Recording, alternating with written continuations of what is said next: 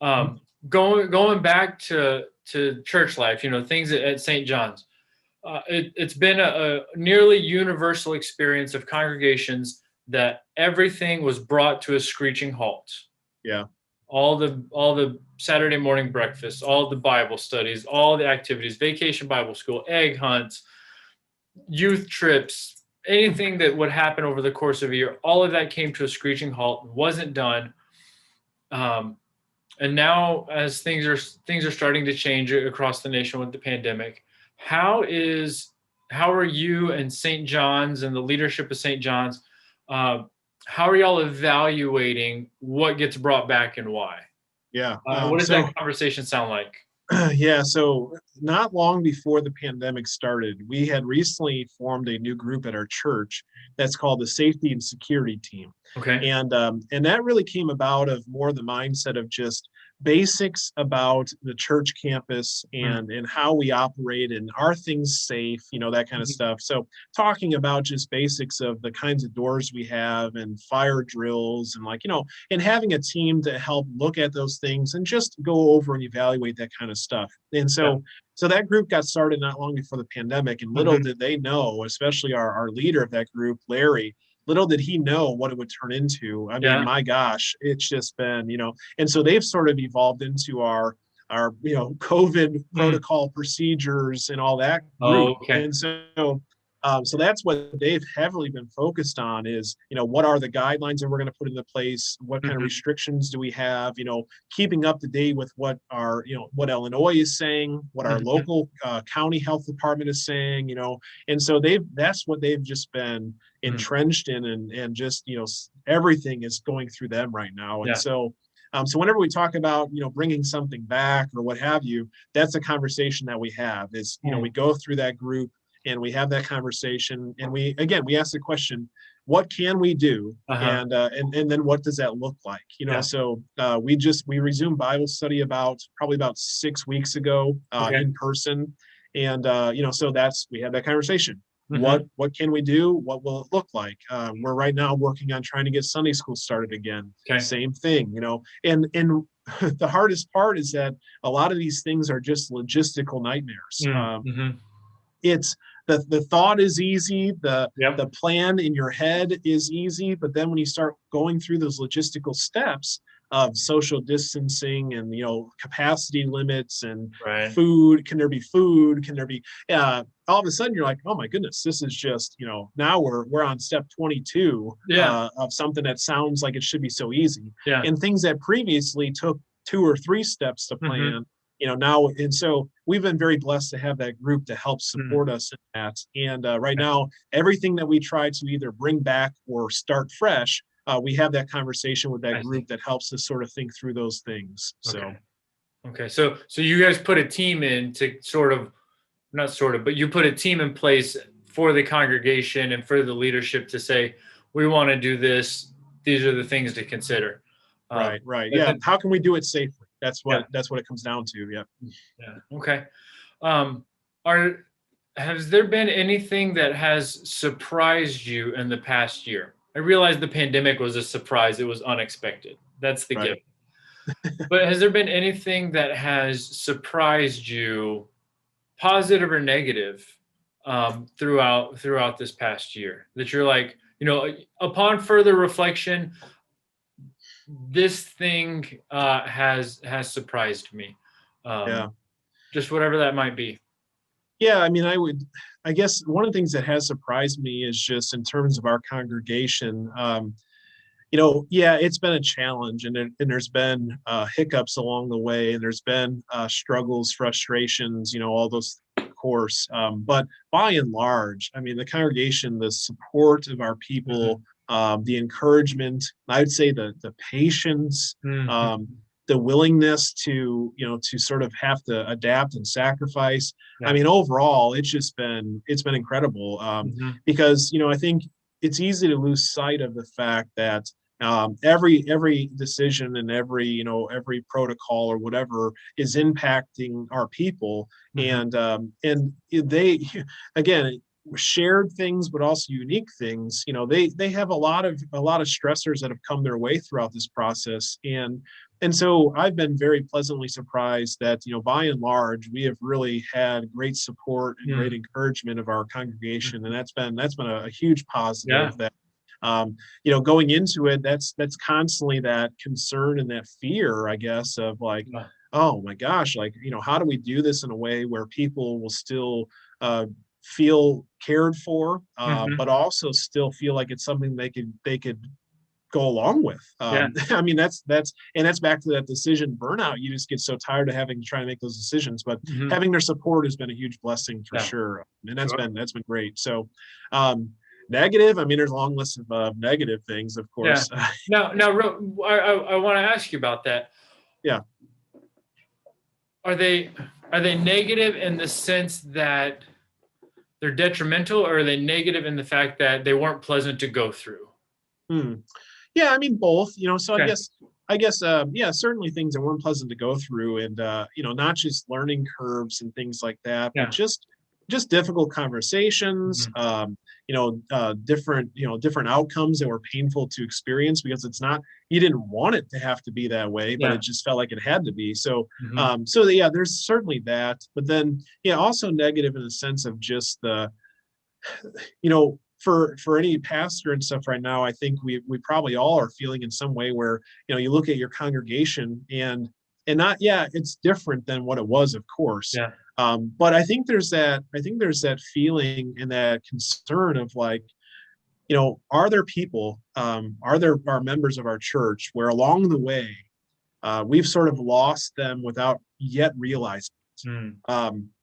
And when I say lost, I don't mean that in the sense of like, they're lost sheep in the sense, where they've lost the faith or something to that extent. But in terms of just, people that were active members prior to this, that along the way, have they fallen out of those habits, routines, those things that they were a part of, that we've sort of have lost them, but we don't yet realize it. When will we realize it? And I guess what does it look like in that moment? So right now, again, we're probably at about half of our active membership that is back in person at this point. And so, that leaves a lot of question marks in some sense, what does that look like? When will we get people back, in terms of guidelines and protocol and all that? But also for some people, when will they feel safe? And for some people, will they get back into that healthy routine? That's definitely a concern, and that's one of those negatives that you already feel it, but you're worried that it could be even worse than you realize. Sure. I think that's an important question for congregations, for pastors, for members of the congregation to be asking and thinking about. Because the members will likely have a pulse of that, as well as the pastors, and maybe absolutely a better pulse of it. Seeing folks in different places and in different ways. So I hope that you and the leadership and the membership at St. John's are able to keep wrestling with that question and ask it and keep an eye on that. What I want you to kind of put your thinking ahead cap on here. What do you think the church is? What do you think this is going to mean for the church in the long run? The whole past year of reacting and adjusting and changing things up and stopping things and trying to get restarted. And before you say what does it look like, are you generally optimistic or pessimistic about things for the church? And I mean for your local congregation and for the church at large? Are you optimistic or pessimistic? And what do you think that looks like for the life of the church looks like moving forward? Yeah, I mean, I guess I would say I feel like I'm always optimistic about the church, capital C, right? Like in that sense, right?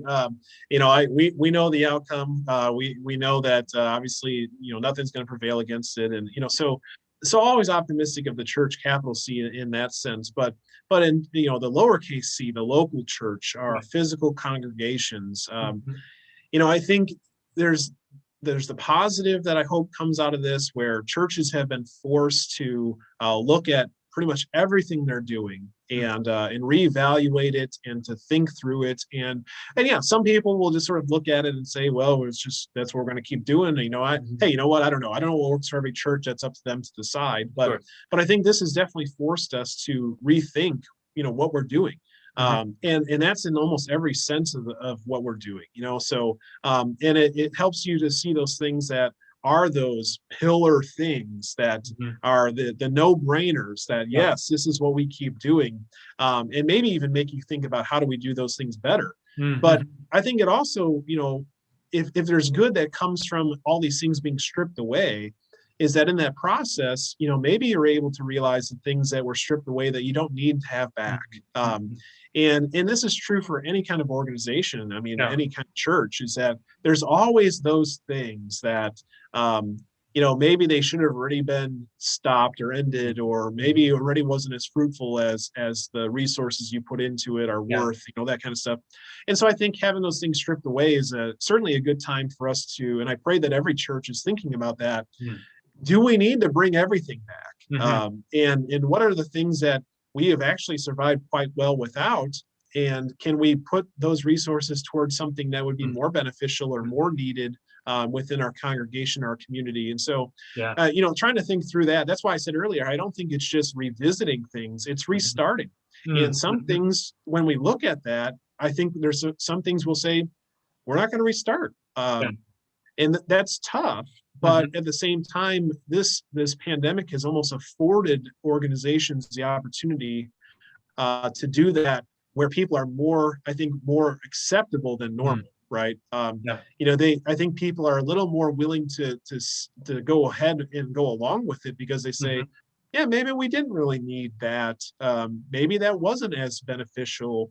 Maybe there are other opportunities. And so when I think put on my future vision, long-term thinking cap, I hope and pray that that's a priority for congregations, and trying to remind myself to make that a priority for our church here is thinking through, do we need to do that again? And if we do, does it look the same?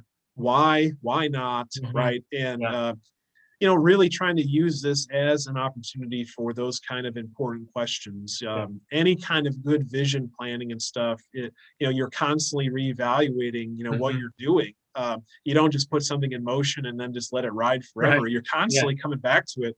But I mean, we all fall prey to this. I mean, you just, you set something in motion and you let it go. But this has definitely been a year where we've all had to stop and reevaluate. So I appreciate that conscientious and deliberate reflection and thinking about what it is that what's happening in a local congregation. Why was it happening? Can we do it better?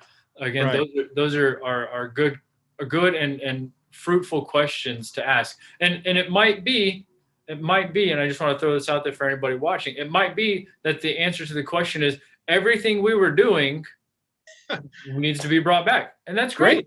But maybe there can be improvement, or maybe one thing can be started up differently.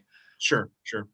Has there been any particular Bible verses or stories from the scriptures or theological topics that you've been thinking about that have really kind of guided the way you've been pastoring and leading and living in this time of a pandemic?